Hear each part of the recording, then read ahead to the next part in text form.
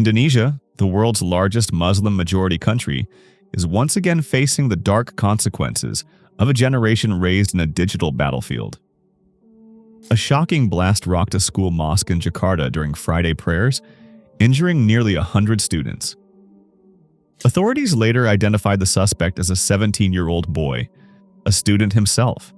And now, the government is considering banning or restricting violent video games like PUBG, Free Fire, and Fortnite. President Prabowo Subianto has ordered his cabinet to study the connection between such games and psychological violence. And his concern is valid. So, what exactly happened? On a quiet Friday afternoon, just as the khutbah began, explosions tore through the school mosque in North Jakarta. Panic followed. Students ran in every direction. Smoke filled the air. Witnesses heard not one but two blasts from inside and outside the mosque. Police later revealed that the suspect was a 17-year-old student who had been injured himself. A toy submachine gun was found at the scene, with disturbing inscriptions. 14 words, for Agartha. Brent and Tarrant, welcome to hell. These references are linked to white supremacist ideologies and to the man who had executed 51 Muslims in the Christchurch mosque attack in 2019. The idea that a young Muslim student could even know, let alone glorify, such an extremist raises a terrifying question. Where did this ideology and desensitization come from? Police and psychologists in Indonesia are investigating whether the suspect's obsession with violent games like PUBG and Free Fire played a role. Because these games do more than entertain. They train the mind.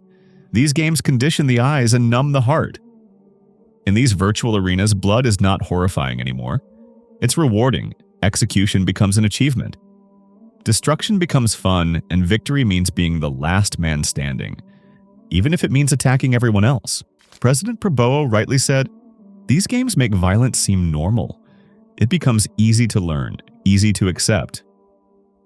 Scientific studies have repeatedly shown that prolonged exposure to violent games alters brain chemistry, particularly in children, reduces empathy, increases aggression, and creates an addiction to dopamine-driven violence, similar to how some prohibited medicines lead to addiction to pleasure.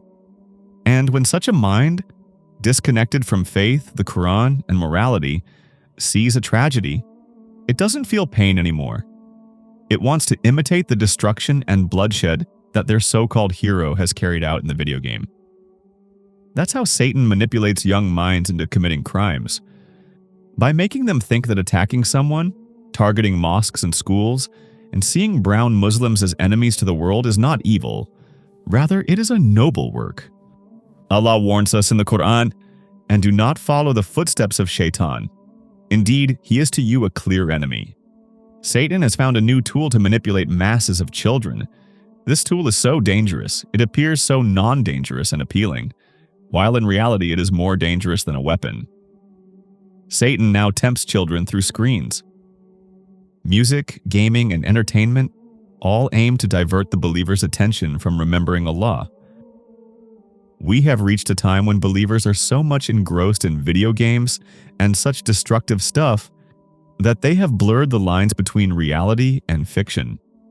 They want to carry out all the destruction and chaos that the main character of the game carries out in the gaming world. This is exactly what happened in the school. The 17-year-old suspect had desensitized his brain so much that he wanted to experience the same world in the real world that he was experiencing in the video game. This day and age has become such a challenge for our ummah. Our children spend hours shooting enemies online, but struggle to stand 2 minutes in salah. They can memorize hundreds of gaming maps, but not 10 short surahs. They follow the heroes of digital violence, not the heroes of Islam. This tragedy in Indonesia serves as a warning not only for the nation, but also for every Muslim household. We must understand, these games, these OTT platforms, these satanic entertainments are modern-day traps. They're not harmless. They are tools of desensitization, slowly killing the fitrah, the natural innocence within our children. We as parents and responsible members of this ummah need to realize it as soon as possible. Parents who allow the child to be molded by the digital world, who hand over the phone and say, "It's just a game," need to wake up. But that game can become a gateway to Shaitan's influence, a school of violence, arrogance, and spiritual blindness. Entertainment today is no longer neutral. The global industry of music, gaming, and movies promotes blood, lust, rebellion, and disobedience.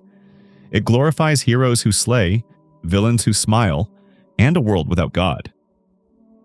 Allah says in the Holy Quran, Satan only wants to sow enmity and hatred between you through intoxicants and gambling, and to prevent you from the remembrance of Allah and from prayer.